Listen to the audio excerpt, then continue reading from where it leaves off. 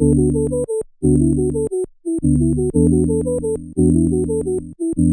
hello there. So, we're gonna be talking about just amazing ways you can reduce texture and yeah, just smooth out the skin surface. I've been getting so many messages about how to flatten, or I guess like smooth out skin texture overall. So with that being said, if you like videos like these, definitely subscribe to the channel and don't forget to hit the bell notification too, so you don't miss any of my weekly videos because they're just exquisite. Just kidding. But anyway, also cleanest form of omega-3s you could possibly get to reduce inflammation on the skin from the inside out. Use my code for 20% off and free shipping as always. And yes, let's get started.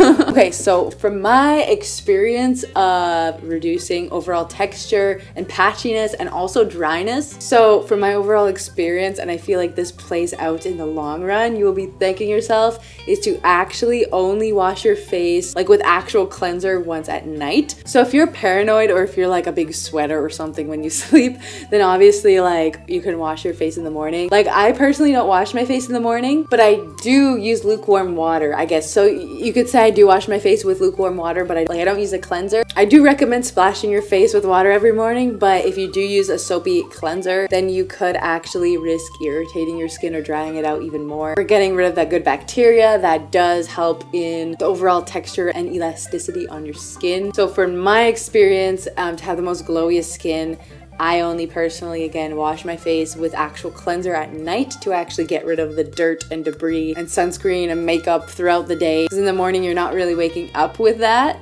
Hopefully, assuming that you clean your face amazing before you go to bed. So then you're not overly irritating your skin. Good thing actually I would recommend though in the morning. So rinse your face with just lukewarm water to just wake it up. And then actually the first thing, if you are very problematic when it comes to texture, then salicylic acid is such a good ingredient to ensure that your texture is smooth, because it will smooth it over time and also help any active breakouts. But me specifically, I do like it for texture because it is so gentle. It's amazing for sensitive skin, and it does help melt away any kind of excess oil and dirt from the skin. Doing that right in the morning would actually be a better alternative compared to just washing your face with a harsh soap every morning. So those like Stridex pads, I did a whole video review on them. I love them. They're alcohol free, but the ordinary one also has a really good one. But that could be a very good way to just very gently cleanse your face without like washing away any of the natural occurring oils in your face or disrupting the microbiome. At night, I would highly recommend AHAs, which are alpha hydroxy acids, which is glycolic acid, and lactic acid. Those are the two main popular ones. There's other ones too, but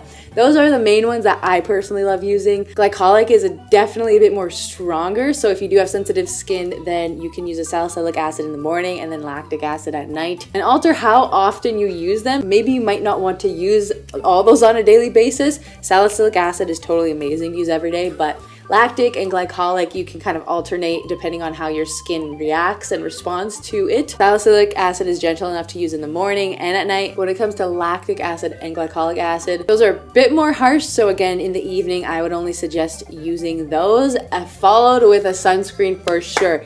If you are using any BHAs or AHAs, definitely follow it with a sunscreen. I mean, in general, you should be wearing sunscreen. That's like the #1 most important skincare product you could ever use on your skin, because again, all your skincare literally goes to waste if you're not protecting your skin. So glycolic and lactic acid are both water soluble, and they can help gently exfoliate the surface of your skin. So it literally smooths everything out over time, or at least drastically improves it. And they're super good for enlarged pores, fine lines, acne scars, hyperpigmentation, and again, of course, texture and any unevenness. Or you can use retinoids. So basically, these are all actives encouraging cell turnover. All of these pretty much are. They gently exfoliate. Retinoids are also really good, like amazing for texture and breakouts, active breakouts on the skin. And they increase collagen production and skin's elasticity. And it improves, of course, the overall texture and tone, and actually can over time make your skin more moistureful, like less dry and patchy over time, because since the cell turnover rate is definitely sped up, also the moisture production overall,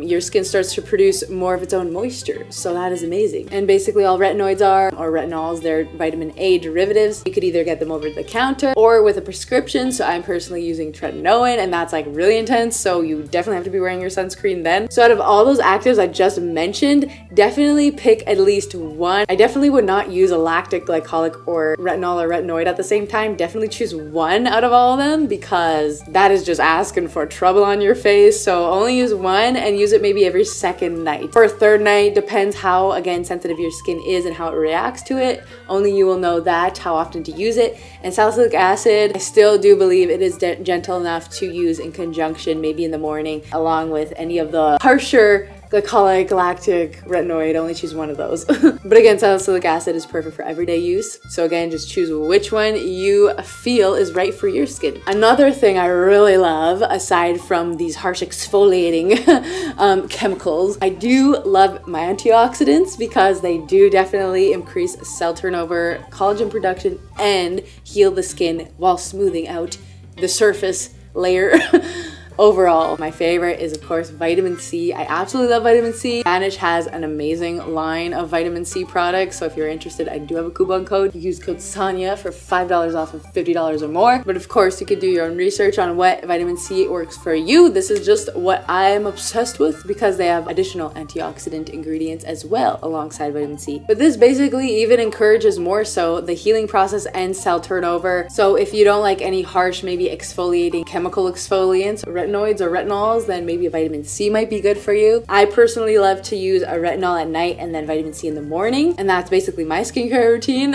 And a big thing, believe it or not, well, of course, actually, it's kind of obvious, to prevent dry, patchy, and textured skin. The texture could actually signify that your skin is dehydrated. So vitamin C really helps. Hyaluronic acid, of course, helps as well. I love that stuff. But also facial oil. So really good acne-prone, acne-friendly facial oils are jojoba oil, rosehip oil, pumpkin seed oil, vitamin E oil, again, hyaluronic acid products, or any products that have ceramides in it, because ceramides are found naturally within the skin's barrier. And over time, obviously from a young age, we're full of hyaluronic acid and ceramides and antioxidants. But as we get older, we deplete, we literally can't produce them as much. So we're gonna have to supplement, I guess, through diet and topical treatments like these facial oils and serums that contain these hyaluronic acid, ceramides, and antioxidants back in our skin. So these antioxidants and moisturizers are literally like the cherry on top of everything. Just helps and boosts the overall healing process of the skin, again, as well followed by a sunscreen. Don't forget your sunscreens. If you have a bunch of texture skin, that could give a sign that your body is in fact inflamed from the inside. So omega-3 is amazing, again, to reduce that. So pumpkin seeds have really good omega-3, chia seeds, flax seeds, or again, of course, you could supplement with Karen Phytoplankton. That is why I reached out to them, because I'm just obsessed with, getting my sufficient amount of omega-3s so that I could glow from the inside out. But again, that is my advice on how to get rid of textureful skin.